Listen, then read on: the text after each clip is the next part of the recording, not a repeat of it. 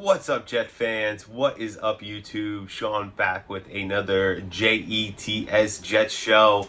Super excited to be here for my first mock draft of the year leading into the NFL draft season. Super excited about it. I've been, planning and thinking about doing this for quite a while now, so really excited. I have a whole notepad of notes in front of me. Yeah, I did a mock draft. I used the Pro Football Network's mock draft board to make my selections. I know their big board is a little off compared to what some people might think, so I did take that into consideration in terms of what value I think some of the players have,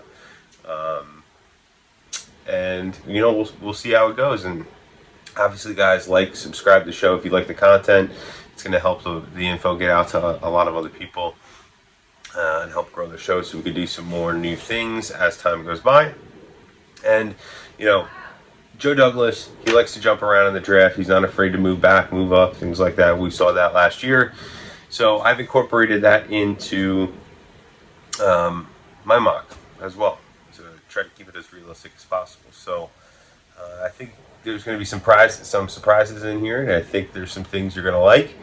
So let's get to it. So we start off the draft picking number 4 overall with our first round pick, and we get an offer for the 4 overall pick from the Baltimore Ravens, Joe D's old team, and they are offering us 14 in the first round, 45 the second round pick, 76 their third round pick, as well as a second round pick in 2023 for number 4 overall, and number 111, which is our fourth round pick.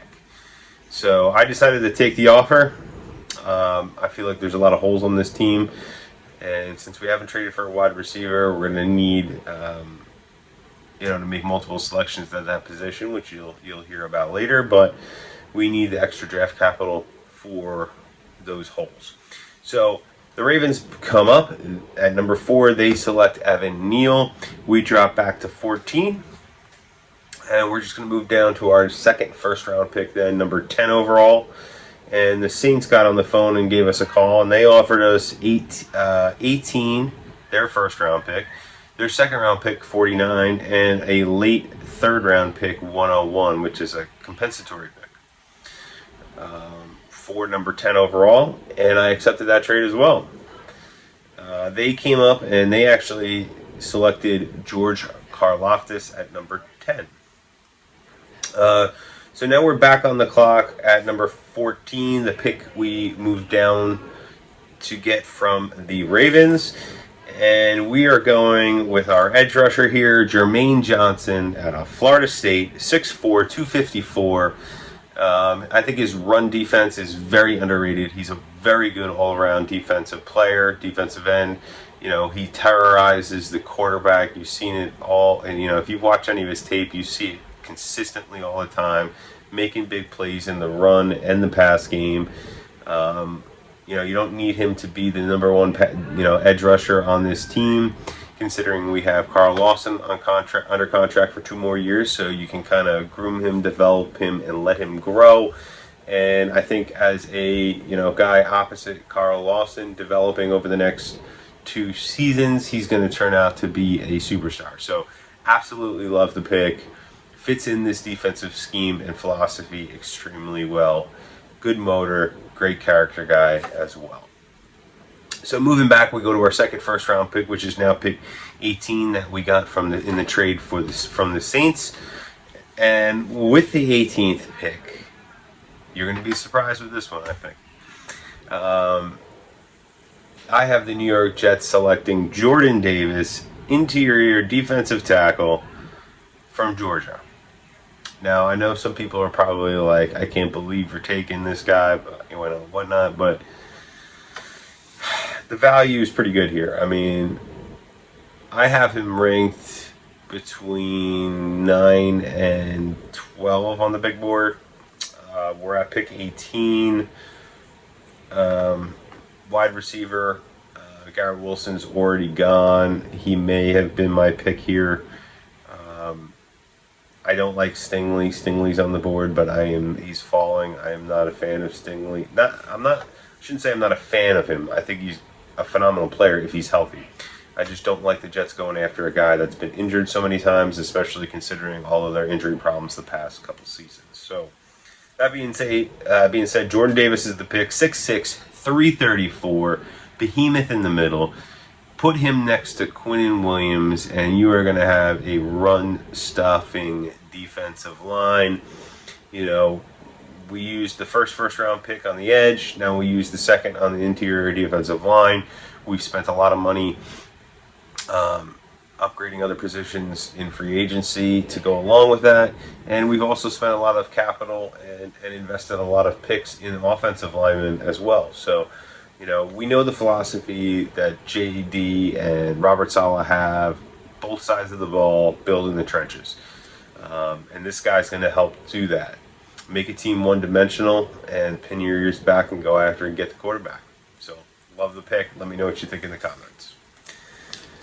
Moving on, we now are moving into the second round.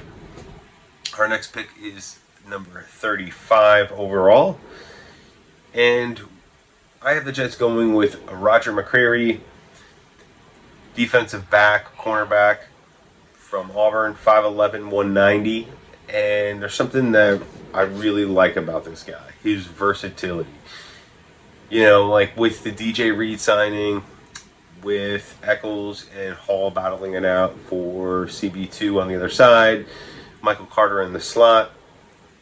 I think it was smart using the capital on a guy that can play multiple positions in the secondary. This guy could play slot, he could play outside, he could play zone, he could play man. Extremely versatile. The depth now in this defensive backfield is going to be phenomenal as well. I love that about him, and he's held up to, you know, SEC competition throughout his whole career. I mean, he's covered some of these first-round draft picks this year and previous years. You know, go watch his tape. I mean, he's locking down, you know, first-round pick after first-round pick over the past few seasons at Auburn. Unbelievable tape on this guy, and I think he would be an absolute stud in this defense. Moving on to pick 38, we now move into the offensive side of the ball, and we're going Christian Watson, fan favorite, out of North Dakota State, 6'4", 208. This guy is fast as all heck. I mean, he blew the doors off the combine. This guy's going to be the guy that's going to stretch the field. You know, we weren't able to get a wide receiver in free agency, so I wanted to, and we're going to double up on wide receiver here. You'll see where I go with this in a second, but Christian Watson fulfills that deep ball threat, stretching the ball down the field, and can open it up for Elijah Moore underneath, and the new tight ends we got. So really love that move. I think the fans are going to love that too. Everybody seems really high on this guy, and so am I. So moving on to our next pick. This is the pick we got from the Ravens trade. Their second round pick, number 45 overall. I had the Jets taking Christian Harris, linebacker out of Alabama. He's 6', 226, and I think he'd be an awesome complement to C.J. Mosley in the second level of that defense. You know, you have C.J. Mosley bringing a little bit of that grit. Christian Harris, he can cover running backs, he can cover tight ends, as well as play the run, play in space. He's a little bit more of a guy that could play in space than C.J. Mosley, so I think their skill sets complement each other extremely well. And I absolutely love this pick. We definitely need another interior inside linebacker in this style of defense. And I think Christian Harris would be the ideal option at this point, since we missed out on Nakobe Dean, who is probably my favorite linebacker in the draft. But I tried to trade up to see if we could get him at 26 overall, but Unfortunately, the price tag was too high. So moving on, pick 49, which we got from the trade back with the Saints, their second round pick. This is where we double up on wide receiver, going back to the offense. George Pickens, the 6'3", 200-pound wide receiver out of Georgia. This guy would have been a late first-round pick, probably, maybe even the best, the number one wide receiver in this draft class if he wasn't hurt last year. This guy is a little bit more, even though he's actually a few pounds lighter than Christian Watson, he is more physical. He's going to be a great red zone target. We can line him up in the red zone with the double tight end set, and we will have some really awesome red zone targets to, really help our conversion rate when we're in the red zone, which, we weren't great at last year. So we definitely need that red zone target. And the way I look at the wide receiver position is, since we couldn't fill it with a true number one in free agency or by trade, double dip. You got two shots, two lottery tickets to see which one of these guys can turn into your legitimate number one guy. And if they both pan out, awesome. Then you have the two of them and Elijah Moore. When these guys come up for contracts, you could be the one making a trade, trading one of these guys and picking up another asset to, recycle the roster at another position of need. All right, so moving into the third round now. Our pick in the third round is number 69 overall. And I have the Jets staying on offense and going with running back out of Texas A&M, Isaiah Spiller. He's 6 foot 217. Love this guy. He's just a physical beast. He would be a great compliment to Michael Carter because he's a little bit bigger. He's going to bulldoze people, run through tackles, arm tackles, and things like that. It would create just a phenomenal 1-2 punch, and then you have Tevin Coleman filling in if one of these two guys gets injured. Nothing like having young, fresh legs in that backfield.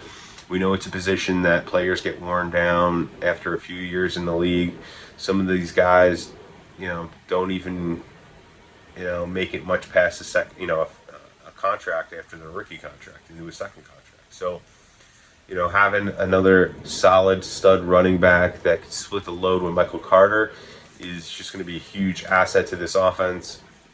And, he's a one-cut, downhill, hit the gap runner that's always going to, land forward, get tackled going forward, pick up that extra half yard, extra yard, and that could be a huge difference in the ground game.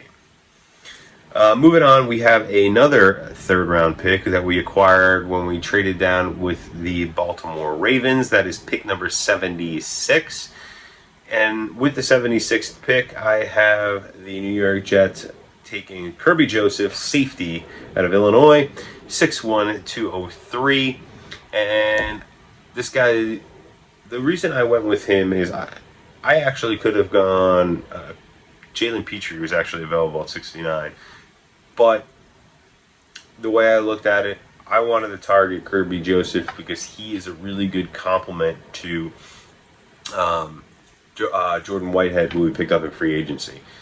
Whereas Jalen Petrie is a little bit more similar of player to Jordan Whitehead. I wanted the guy that could play a little bit deeper, more of a free safety type role.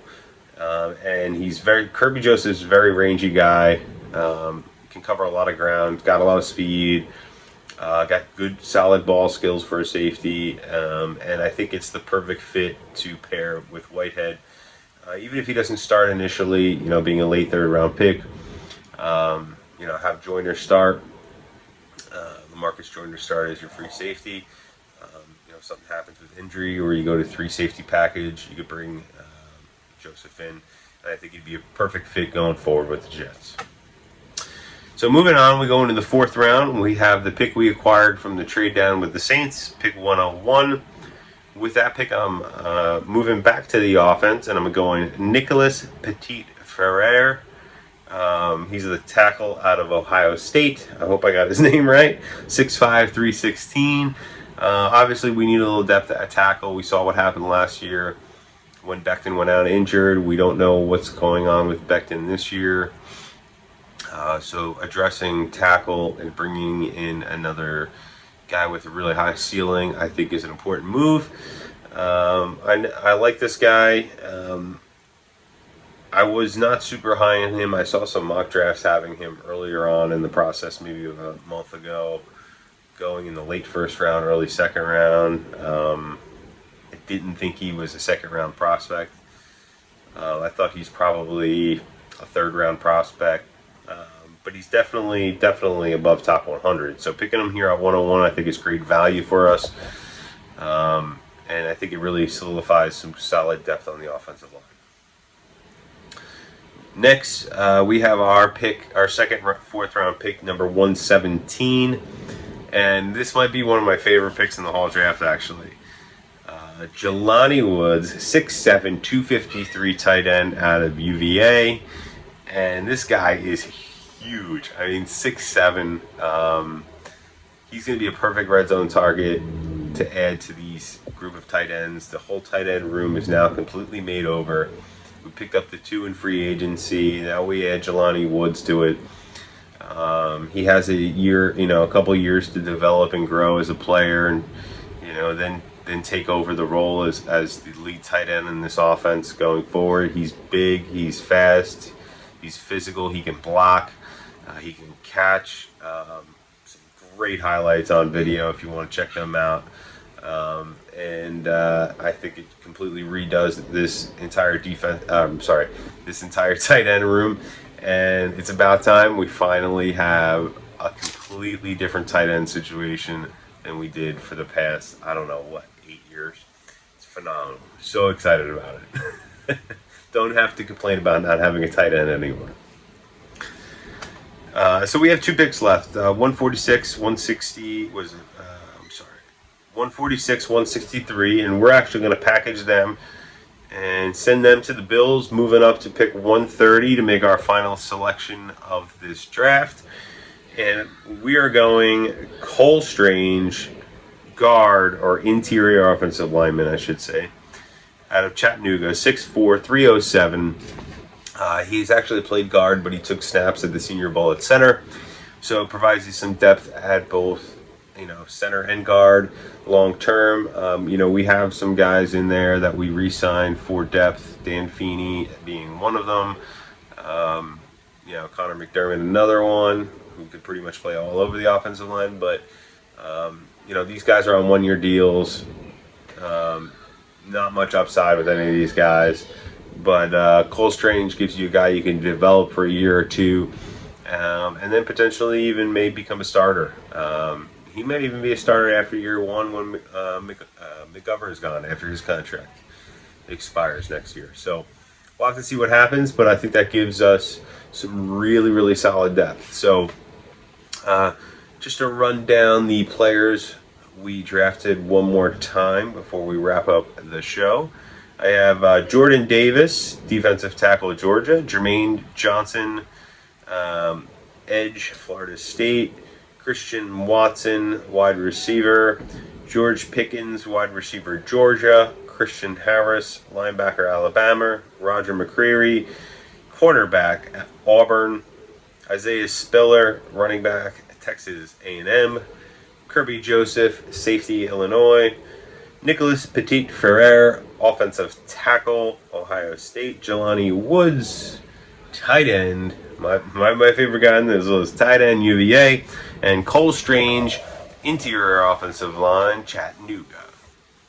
I really like this draft because I think we traded it out of our 2 top 10 picks, but we got so much value and we were able to really fill out this roster in all the places we need. Interior defensive line, edge, linebacker, corner, safety. We got the complimentary running back. We picked up 2 wide receivers, so we got 2 shots at finding that number 1. We got some depth on the offensive line on top of all of that. There's not much a Jet fan could ask for other than that. So, again, let me know in the comments what you think. Subscribe to the show so that I can, reach, out to more people and kind of grow the channel and do some more things. This is our mock draft number 1.